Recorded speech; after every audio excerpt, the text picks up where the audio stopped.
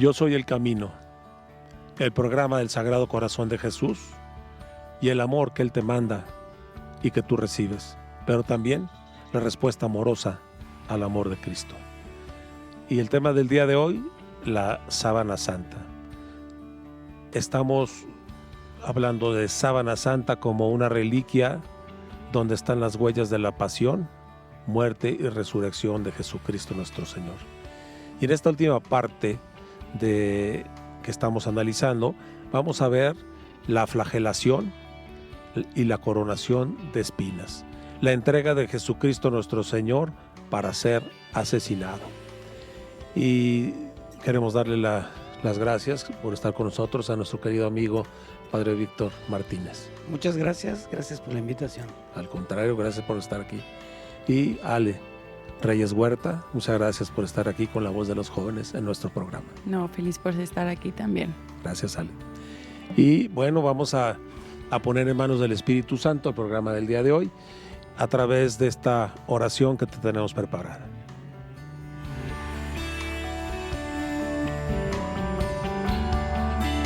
Espíritu Santo, amor del Padre y del Hijo, inspírame siempre lo que he de pensar, lo que he de decir, lo que he de callar, lo que he de escribir, lo que he de hacer y cómo lo he de hacer, para obtener tu gloria, el bien de las almas y mi propia satisfacción.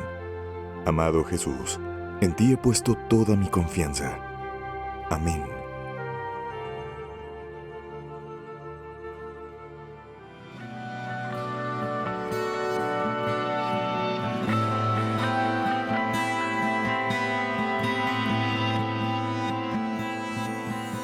Y vamos al contexto bíblico de la reflexión del día de hoy, que está en el Nuevo Testamento, en el Evangelio de Jesucristo nuestro Señor, según San Mateo, en el capítulo 27, que vamos a ver ahorita, versículos del 26 al 46. Adelante. Del Santo Evangelio según San Mateo. Al darse cuenta Pilato que no conseguía nada, sino que más bien aumentaba el alboroto, pidió agua y se lavó las manos delante del pueblo. Y él les dijo: ustedes responderán por su sangre, yo no tengo la culpa. Y todo el pueblo contestó: que su sangre caiga sobre nosotros y sobre nuestros hijos. Entonces Pilato le soltó a Barrabás, mandó azotar a Jesús y lo entregó a los que debían crucificarlo.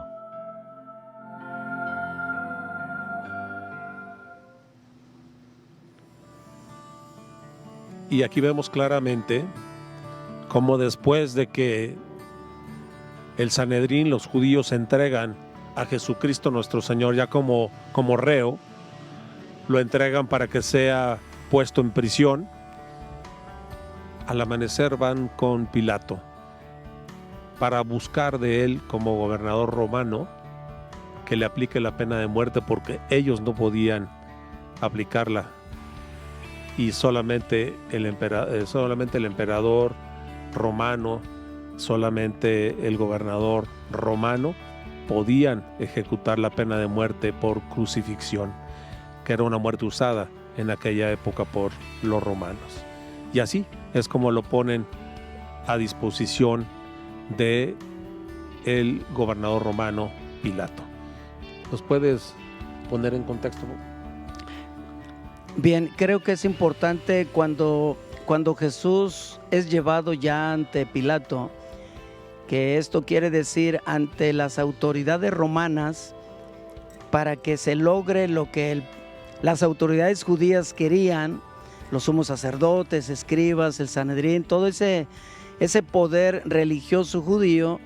Ellos no podían condenar a Jesús a muerte, porque no había un argumento propiamente fuerte, avalado dentro del imperio. Entonces era importante para que ellos lograran la muerte de Jesús, llevarlo ante la autoridad que estaba por encima de ellos. Y como el Imperio Romano tenía la pena de muerte en la crucifixión, pues a ellos les interesaba llevarlo a ese nivel. Sin embargo, detrás de este acto meramente, diríamos, por intereses de la autoridad judía, Jesús es condenado, es llevado a la crucifixión, y esto también tiene que ver porque entonces está involucrado todo el imperio. Entonces este gran acontecimiento va a tener una trascendencia enorme en la historia misma del Imperio Romano. Y uno pues puede hacer una lectura del hecho mismo de la condena de Jesús, pero al mismo tiempo un sentido teológico, espiritual, salvífico, que trasciende las fronteras del judaísmo y que a través del Imperio Romano pues, se extiende al mundo, a la humanidad o al mundo conocido entonces, que expresa ese sentido universal de la muerte de Jesús. Esto ya bajo una perspectiva, diríamos, teológico, espiritual de la muerte de Jesús.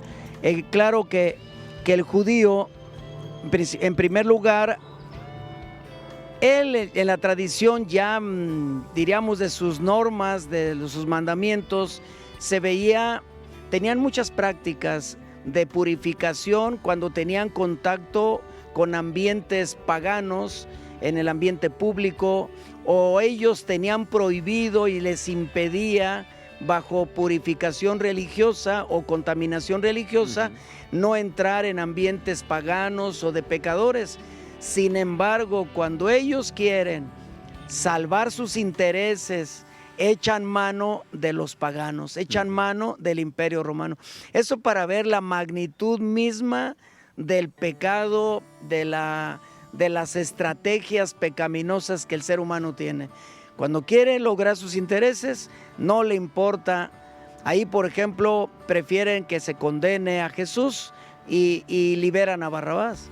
Sí, no importa que sea asesino, no importan las mentiras, no importa la manipulación, no importa nada con tal de conseguir la finalidad. Los medios no importan. Sus intereses, y Cristo les estorbaba. Sí, les estorbaba. El proyecto que Jesús presenta, la relación con Dios, con el Padre, implicaba cambios en su manera de haber estructurado el sistema religioso. Entonces, lo importante era eliminarlo. No les importa, como acabas de decir, ni la verdad, ni la justicia, ni el derecho, ni el bien, ni nada de nada. Nada. Ale, ahí ya lo entregan a Pilato. ¿Y Pilato qué es lo que hace para poderse tratar de liberar de que no maten a Jesucristo? Antes se tenía la tradición que en Pascua se liberara a un preso, y Barrabás dice, Pilatos dice, les liberamos a Jesús o a Barrabás, y todos eligen a Barrabás, por más que haya sido, como decían, un asesino, haya sido una verdadera mala persona. No les importó sus intereses o lo que querían en ese momento era que Jesús fuera crucificado, y no les importaba cualquier otra cosa, aunque fuera inocente, que Pilato dijo que era inocente, y por eso se lo entregaron a Pilato para que él lo juzgara, y aún así no les importó, y el pueblo no estaba satisfecho con la decisión de Pilato de es inocente este hombre, y por no querer usar su poder como gobernador, se lavó las manos. Se lavó las manos y dijo: yo no voy a responsabilizarme por este inocente, porque él no tiene nada que ver con lo que le están diciendo, pero se los entrego, ya que a él prefería que el pueblo estuviera tranquilo, a él hacer algo que fuera conforme a sus principios, que era la justicia. Entonces él fue prefiero estar bien con el pueblo y estar mal conmigo mismo, y su forma de quitarse su culpa fue lavándose las manos y declarando: va a ser ahora su preso y no el mío. Gracias, Ale. La flagelación. Nada más unas pinceladas porque nos vamos a nuestro primer corte y continuamos con ese tema. Sí, Pilato al no condenarlo dice, bueno, lo voy a mandar para que le den unos azotes, y ahí también pues permite que sea golpeado, que sea azotado, como estaba permitido en la norma romana. Me parece que eran 39 azotes, y aquellos soldados se divirtieron golpeándolo muchísimo. Entonces Jesús fue muy, muy golpeado. Y luego, como conocemos, como se ha enseñado, se ha mostrado que en las puntas del látigo tuviera unos pequeños ganchitos que tenían que ver con huesitos de cordero o pues, partes metálicas, ¿no? Entonces Jesús es muy golpeado, casi lo matan ahí mismo, y ese ser flagelado pues expresa pues toda la maldad, toda el gran espíritu de destrucción que muchas veces llega a tener el ser humano, y que se plasma precisamente en aquellos soldados. Y Jesús, pues claro, acepta, vive aquel momento de una manera silenciosa, es decir, no dice la Sagrada Escritura, no dice que Jesús, mientras fue azotado y golpeado, flagelado, haya estado así como maldiciendo a alguien, ¿no? Sino en silencio sufrió todo aquel tormento tremendo. Y esto que ahorita platicamos de la flagelación, ese tormento que le aplicaron los romanos por petición de los judíos, queda plasmado en la sábana santa. Queda plasmado tanto en su espalda, como en sus brazos, como en sus piernas, como inclusive el rostro. Los flagelos le pegan en el rostro, le parten la piel, sangra, y todo eso está en la sábana santa, en ese lienzo de lino que lo cubrió en su muerte. Ahí está esa carne desgarrada, está la sangre, está el sudor y las lágrimas que dijimos. Todo es un hecho histórico que describen los evangelios y que nos muestra fehacientemente la sábana santa, y que es comprobado por la fe y por la ciencia. Aquí confluyen y tenemos esa reliquia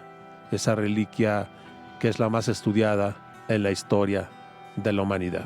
Con esto nos vamos a nuestro siguiente corte, si les parece bien. Vamos a ver dónde va la caravana por la paz. Vamos a ver, te invitamos a que juntos vayamos con María Visión a ver dónde se encuentra. Gracias.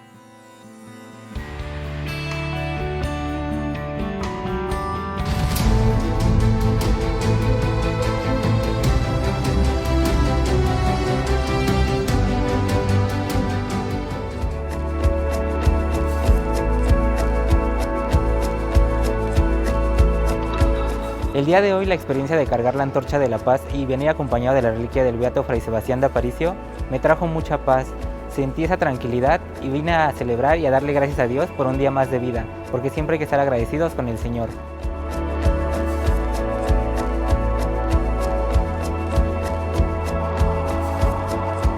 La paz en mi vida se ha manifestado de muchas formas, y yo creo que un sentir hermoso, porque es lo que nos dejó el Señor Jesús en su mensaje: dar ese testimonio de amor y amar al prójimo como amarnos a uno mismo. En mi día a día el testimonio de la paz a veces es un poco complicado, pero trato de ejercerlo conforme nos lo pidió nuestro Señor Jesucristo, amando al prójimo y no peleando con ellos.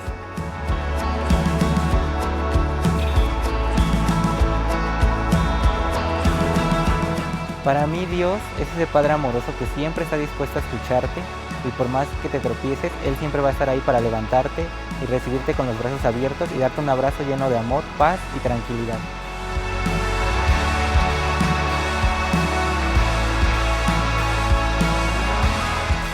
Bueno, hermanos y hermanas, yo los invito a que se acerquen a conocer un poco de Dios, conozcamos ese misterio de amor tan grande, no nos alejemos de ellos, jóvenes, adultos mayores, niños, adolescentes, acérquense a conocer a este Dios de amor, y este amor que nos viene dando desde la cruz hasta nuestra actualidad, porque es un Dios vivo y presente en nuestro día a día.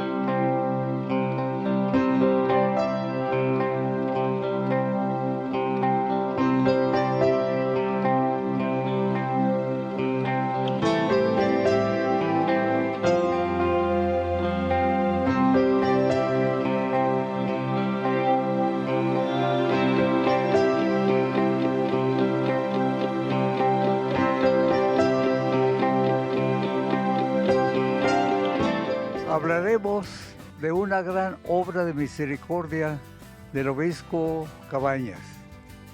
El Hospicio Cabañas en Guadalajara, Jalisco, sede de lo que fue la diócesis de Guadalajara de la que ya hemos hablado. Pues bien, estaba México en una posición con relación a España, pues ya se cerría, había muchos conflictos en Europa y en México había inquietud por independizarse. Pues bien, Cabañas viene ya a finales del siglo a Guadalajara como obispo y en los primeros días, en el 801, nombra santuario a lo que él había construido ahí en Mexticacán. Pero aquí lo interesante es que en Guadalajara él fundó, construyó lo que conocemos, Hospicio Cabañas. ¿Para qué se construyó ese conjunto enorme, que es una arquitectura preciosa, valiosísima? Porque Cabañas era gente de mucha cultura, de mucha acción y de mucha misericordia. Un corazón que el corazón de Cristo lo había enamorado, amaba y servía a los pobres.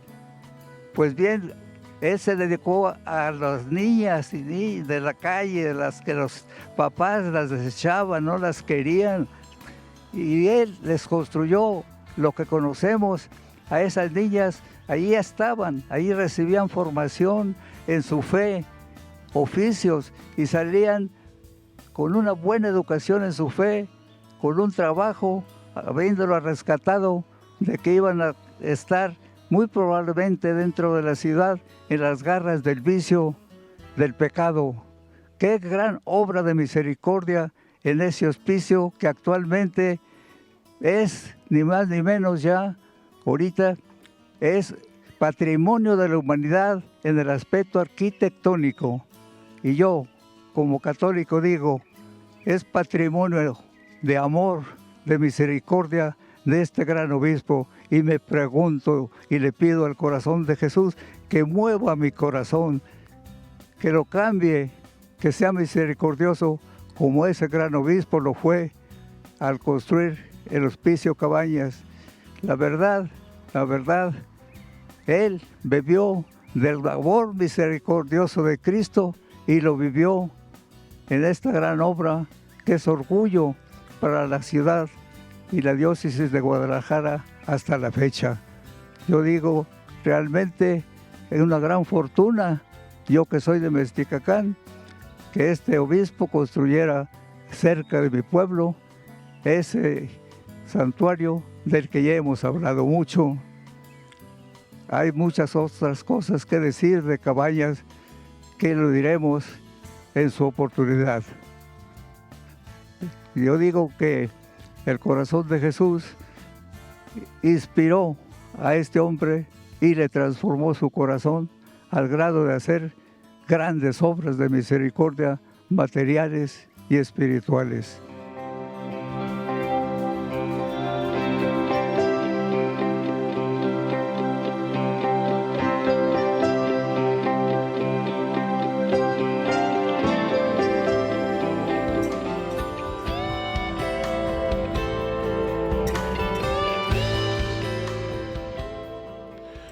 Nos da mucho gusto que continúes con nosotros en tu programa Yo Soy el Camino, el programa del Sagrado Corazón de Jesús.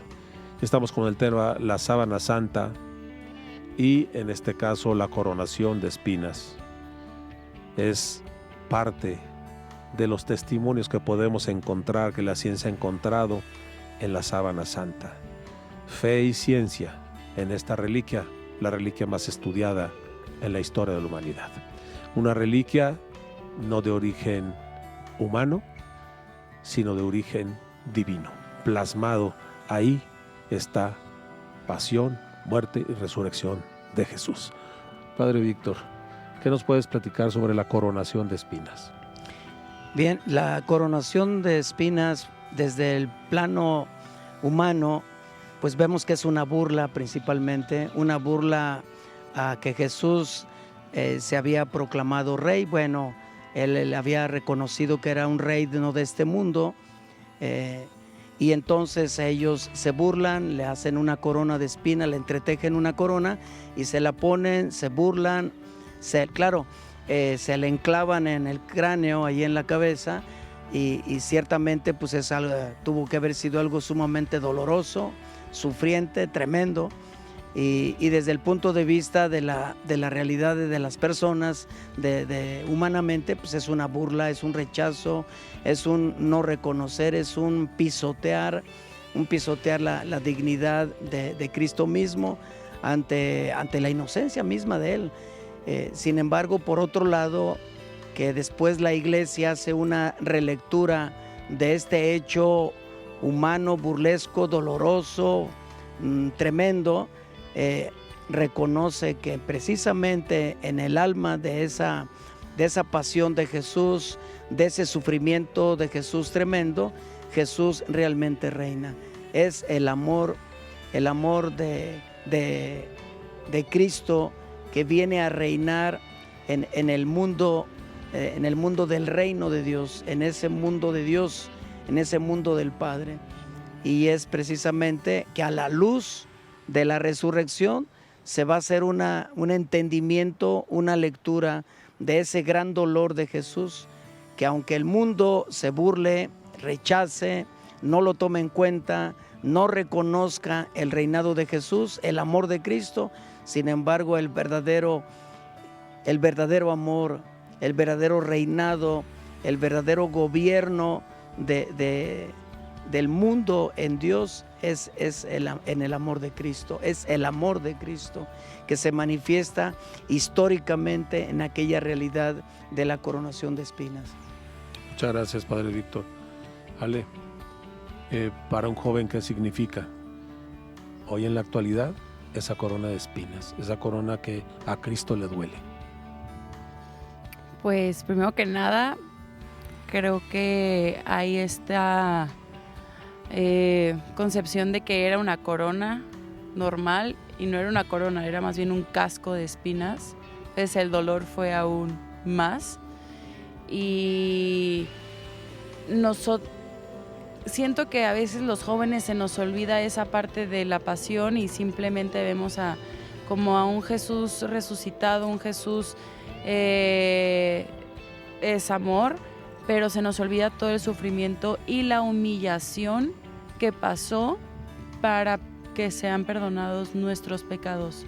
Fue una persona inocente que dio su vida por nosotros, para nuestra salvación, para el perdón de nuestros pecados, y peor aún, se llevó la humillación de nosotros, el sentido de, pues, era el Hijo de Dios y fue escupido, fue burlado, le habían puesto hasta una capa roja como simulando que él era el rey, pero ¿el rey de quién? De nadie, en pocas palabras. Pero va más allá de él estaba en silencio porque él sabía que pues, él no era el rey de aquí, sino era el rey de lo divino.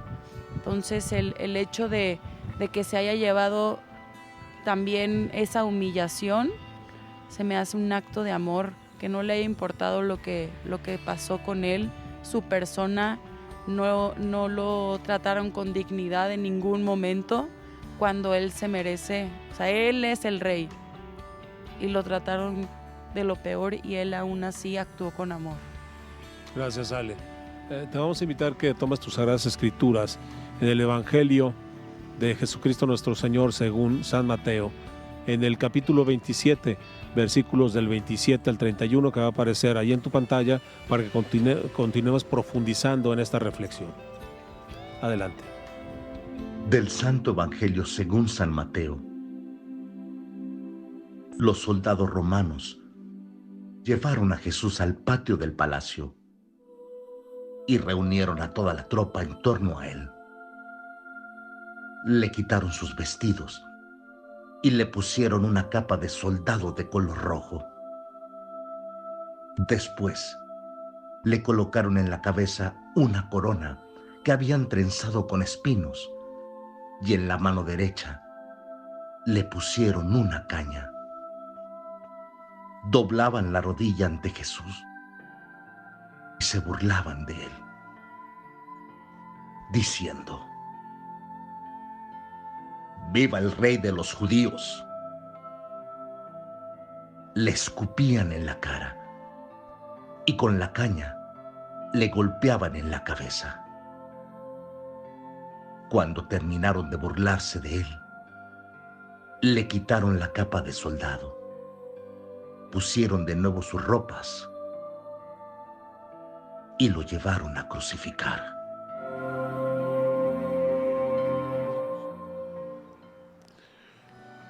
Ale, en esa corona de espinas, que es este casquete, donde son agujas filosas, dice ahí que le pegaban con un palo y se clavaban cada vez más profundo.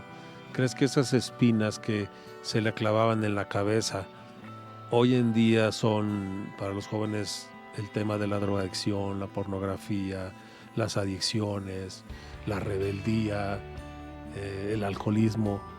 ¿Representan esas espinas? Totalmente. Creo que es un simbolismo de todas estas situaciones externas en las que nos envolvemos y las hacemos parte de nosotros, los jóvenes. Hay muchos estímulos, vivimos el solo por hoy, no nos importa el daño, no nos importa si se va a hacer el bien, sino solo buscamos nuestra propia satisfacción del momento. Y sí creo que esas espinas son, cada espina es como cada daño que nos hacemos a nosotros mismos, dejándonos llevar por lo que está de moda, por lo que están haciendo los demás y no enfocándonos en lo que es bueno para nosotros, en lo que realmente es la voluntad de Dios y haciendo nuestra voluntad. Entonces sí, esa corona de espinas es un simbolismo de todo el daño que nos estamos haciendo a nosotros mismos al seguir la corriente con todo esto que se vive en el mundo, y que los jóvenes no estamos siendo conscientes del daño que nos está haciendo y lo dejamos para cuando seamos grandes. Gracias, Ale. Padre Víctor, ¿qué opinión te merece estas coronas de espinas en la actualidad, con lo que comenta Ale, con todo esto de drogas, alcohol, pornografía? Bien, Cristo como Hijo de Dios, enviado al mundo para que nosotros en Él comprendiéramos el proyecto dignificante y vivificante de Dios en la humanidad y en la propia y en la comunitaria, pues ciertamente estas espinas, destruir, golpear la persona de Cristo con varazos, con latigazos, con las espinas, pues refleja cómo el ser humano, por el pecado, por la sinrazón de tantas cosas, se destruye la dignidad de hijo de Dios, la dignidad de la obra, del proyecto de Dios en nosotros. Ciertamente, como dijo Ale, y también como lo hemos venido nosotros comprendiendo y meditando, pues todo acto contra el proyecto de Dios, todo acto pecaminoso es una destrucción a nosotros mismos, a nuestra propia persona. Y desde luego, ahora no nos imaginamos cómo aquí en nuestro país, en nuestro México lindo y querido, cómo ha crecido las adicciones, cómo nos hemos descuidado en el ámbito de la familia, en el ámbito de la dignidad humana. Somos más intolerantes, somos a veces un poco más agresivos, y en muchos aspectos y dimensiones, en el ambiente de la educación familiar, incluso en nuestra propia iglesia, nuestra propia religión. Entonces, todas estas pequeñas y grandes faltas es atentar contra nuestra propia dignidad de hijos de Dios. Ciertamente, yo creo que cada vez nos cuesta más trabajo comprender cómo Cristo nos libera del pecado. Esto, meditar sobre la pasión, pues en concreto ahora, por ejemplo, la flagelación de Jesús, la condena de Jesús, nos puede ayudar muchísimo a tomar conciencia de nuestro propio pecado. El pecado tanto personal como también el pecado social en nuestra propia historia, en nuestra propia vida. Y me llama la atención, tanto en la flagelación como en la coronación de espinas, el silencio de Jesús sale.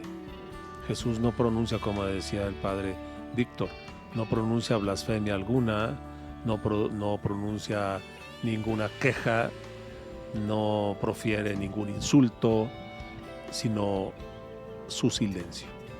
¿Qué significa para ti ese silencio? Dios obra en silencio.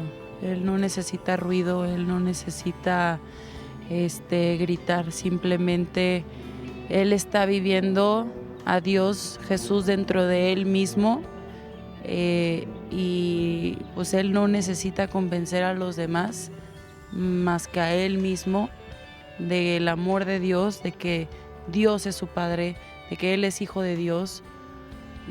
La gente no lo ve, pero no por eso Él se iba a desgastar más queriendo convencer a la gente, y simplemente Él vivió y pasó su pasión en silencio, me imagino orando, y de la mano de Dios. Y sí, yo creo que Dios no actúa en el ruido, sino en el silencio. Gracias, Ale. Padre Víctor, el silencio de Jesucristo en su pasión. Nuevamente creo que el silencio es un amor muy profundo, muy grande. Expresa una relación profunda, grande en la relación con el Padre. Cristo, su silencio, sabe muy bien que en la medida que las cosas se viven en silencio, dicen mucho más que vociferar, que explicarle, pelearte con el mundo de pecado no cambia nada. Es más fácil que el mundo de pecado se dé cuenta de quién es ante un amor dignificante, un amor que en sí mismo es elocuente a través del silencio. El silencio es expresión de serenidad, es expresión de confianza, es expresión de esa esperanza salvífica que está en el Padre, en el proyecto del Padre. Cuando nosotros defendemos, vociferamos, en el fondo pensamos resolver un problema que no se resuelve porque yo diga, porque yo hable, porque yo me defienda, sino dejo que suceda, porque el silencio es mucho más elocuente que hablar, que las palabras. Yo creo que el silencio de Jesús conlleva todas estas realidades, estas y más, del gran amor del Padre, del gran amor y de la gran confianza. Es decir, mi vida está en el Padre, está con el Padre. Y me llama la atención cómo Cristo no solamente en su silencio está aceptando, es una aceptación voluntaria, pero sino que me llama la atención que es un acto también de amor y un acto de perdón. O sea, Él está internamente, como decía Ale, me imagino que está orando. Sí, estaba orando. No hay otra manera de poder aguantar todo lo que sufrió. Bofetadas, escupitajos, golpes, flagelación, coronación de espinas, que todo está ahí en la sábana santa. Es decir, la ciencia ha comprobado todo lo que está allí. Y aún todavía siguen como Santo Tomás, ¿no? Todavía siguen dudando la ciencia, ¿no? Todavía sigue queriendo meter el dedo en la llaga del corazón de Cristo, en las manos donde estuvieron los clavos y los pies donde estuvieron los clavos. Somos los Santo Tomases actuales, que aún todavía dicen, sí, esa sábana parece que hubo un hombre crucificado, parece que hubo un hombre flagelado, parece que hubo un hombre con la corona de espinas, parece que hubo un hombre al cual le clavaron una lanza en el corazón y brotó sangre y agua. Parece, sí parece, pero todavía siguen dudando. Dice, es de un hombre, pero tampoco dice que es Jesús. Todavía afirman eso, cuando es todos los signos de la pasión que hemos narrado están en la sábana santa. Ellos dicen que parece, que puede ser de un hombre que vivió eso, parecido a Jesús. Nos quedamos con esto y ahorita continuamos después del corte. Seguimos como Santo Tomás, hasta no ver, no creer, ¿verdad? Así es. Bien, pues vamos, te invitamos a que veamos el paso de la caravana por la paz, donde se encuentra ahora, y que disfrutes tanto como nosotros de esto que te tiene preparado María Visión.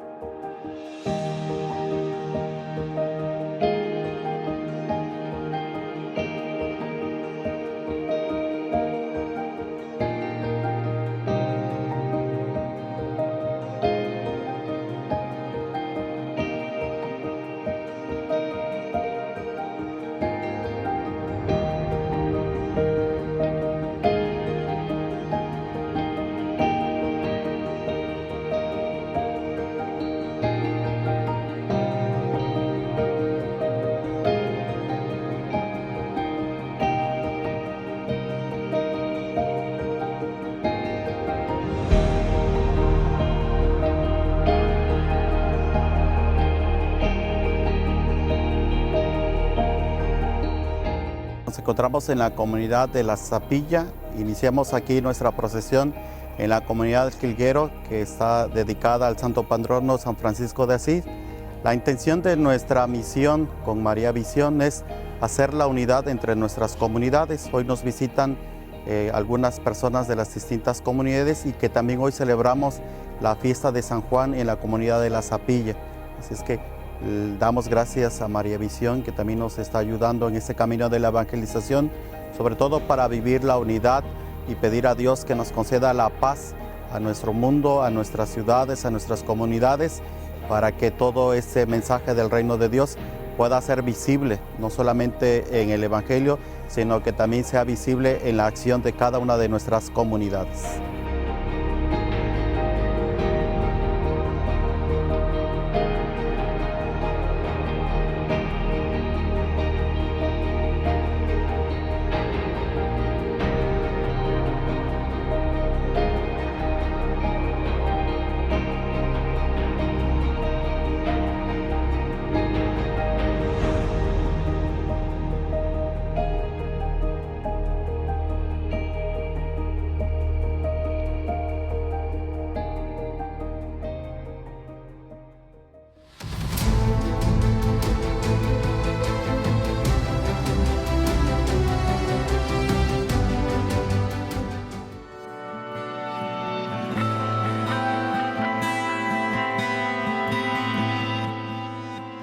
Continuamos con el tema de la sábana santa, la flagelación y la coronación de espinas,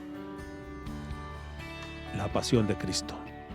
Todo esto en la sábana santa. Una reliquia histórica en la cual la ciencia lo ha comprobado, pero aún nosotros como hombres seguimos queriendo meter como Santo Tomás el dedo en la llaga. Padre Víctor, ahora ya después de que fue flagelado, que fue coronado con espinas, ahora Pilato lo presenta ante los judíos para ver si se compadecen con el castigo que ya recibió. Y aún así, las autoridades judías todavía presionan más a Pilato, es decir, queremos que lo crucifiques, crucifícalo. Si tú no lo crucificas, no eres amigo del César. Entonces todavía incluso lo presionan de tal manera como si el judío apreciara mucho el mundo romano, el emperador. Cuando ellos de una u otra manera en todos los ambientes querían liberarse de la dominación romana. Sin embargo, cuando se trata de llevar a Cristo a la muerte, entonces confían, vamos a decir, ponen en manos de las autoridades romanas a Cristo para que lo crucifiquen. Y ahí es entonces donde Pilato dice, bueno, si ustedes se los dejo para que lo crucifiquen. Ya él había expresado que reconocía la inocencia, menos como está relatado en los evangelios, que Jesús no había una causa grave para llevarlo a la crucifixión. Estaba descubriendo en esos diálogos que tuvo con él que Jesús era inocente, que era un hombre bueno. Sin embargo, no se estaba defendiendo. Jesús no se estaba defendiendo. Jesús aceptó que fluya, que continúe la condena, que se ponga de manifiesto total el sentido, diríamos, malévolo del pecado del pueblo, de su pueblo, de la humanidad, tanto en el pueblo judío como en el imperio romano, a través de sus autoridades. Entonces ya después Pilato lo manda a la crucifixión, lo pone en manos, lo entrega a los soldados para que ya lo lleven a la crucifixión. Y ahí es donde después le cargan el madero de la cruz. Y Jesús, ya cuando carga, dicen los biblistas que cuando Jesús ya toma la cruz, Jesús ya va casi muriéndose. Jesús ya va muy destruido, muy golpeado, muy maltratado, desde que lo apresaron, lo prendieron y hasta ese momento Jesús ya va muy acabado. En la meditación sobre el Vía Crucis nosotros recordamos que después obligaron a un Simón de Cirene, al cirineo, para que de allí lleve después la cruz hasta el Calvario. Entonces es una expresión pues muy interesante desde el punto de vista del amor de Dios, de la salvación de Dios, a partir de todos esos elementos que expresan la cerrazón, la aberración humana a sus intereses ególatras, personalistas y a la negación de la obra de Dios. Sábana Santa, Turín, Italia. Ahí se encuentra esa reliquia actualmente. Después veremos cómo fue que llegó hasta allá. Pero ahí están las pruebas de que fue un hecho histórico, un hecho real, que fue un hombre de carne y hueso como nosotros y que sufrió todo lo que estamos narrando el día de hoy. Ahí se encuentra en ese lienzo de lino que envolvió el cuerpo de Jesús, donde está todo lo que acabamos de narrar. Y bueno, cuando ya entregan a Jesús a Pilato y le cargan la cruz rumbo al Calvario, ahí qué impresión te da a ti como joven ver a Cristo cargando la cruz, porque hay muchos jóvenes que yo he escuchado que dicen, pues ¿para qué ponen en el altar a un Cristo crucificado, sangrante y todo golpeado, flagelado y con la crucifixión? Mejor pongan uno que esté resucitado, con una cara bonita y bueno, la cara bonita, ¿no? De lo que es nuestra religión, ¿no? El amor y la paz. ¿Qué opinión te merece estos comentarios? El Cristo crucificado con todos estos signos de sufrimiento, en vez de ser algo triste, debería ser un recordatorio del acto de amor más grande que alguien ha hecho por nosotros, que es haber dado la vida por nosotros, por nuestra salvación. Y sí, es a veces impresionante ver esa realidad, pero a veces se nos olvida y tomamos por sentado muchas cosas, y yo creo que ese Calvario, esa Vía Crucis, también es un símbolo de que cada uno de nosotros está cargando una cruz. Cada uno estamos cargando nuestra propia cruz y pues nosotros sabremos cómo la llevamos, si la hacemos más pesada, si pedimos ayuda, si vamos quitando para que sea más liviano el proceso.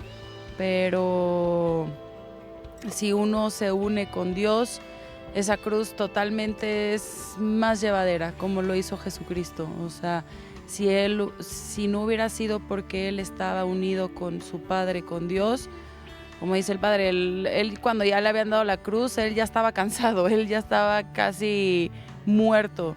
Y esa fuerza que le dio para haber terminado todo ese paso fue Dios, fue su Padre, y el tener a Jesucristo en la misa, en ese símbolo de crucifixión, es simplemente recordar el acto de amor más grande que alguien ha hecho por nosotros.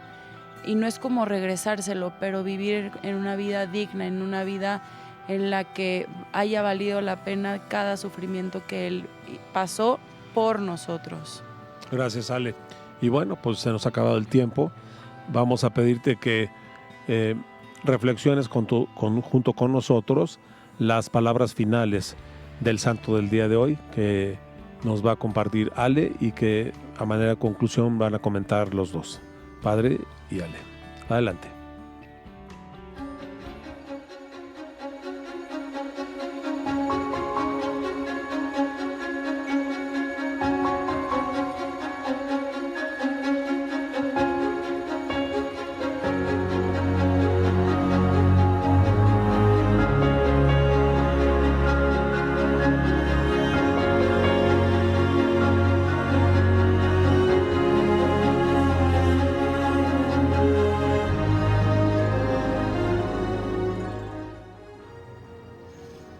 En la cruz está la vida y el consuelo, y ella sola es el camino para el cielo. Santa Teresa.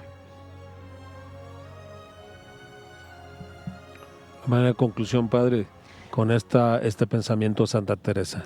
La cruz, y sobre todo refiriéndonos a la cruz de Cristo, ciertamente, dado que es la ofrenda, el dar la vida totalmente, pues es lo que más vivifica. No hay acto más grande, como dice Jesús, no hay amor más grande que aquel que da la vida por sus amigos. Y la cruz va a ser la expresión a la mente, al corazón, de esa entrega total. Es lo que más vivifica, sea de allá para acá como de la propia persona hacia los demás, y desde luego de Cristo a nosotros. Gracias, Padre. Ale, tu conclusión. Igual, la cruz es un símbolo del amor de Cristo, donde muere, donde perdona y le pide a Dios que perdone a todos, a sus hijos, porque no saben lo que hacen.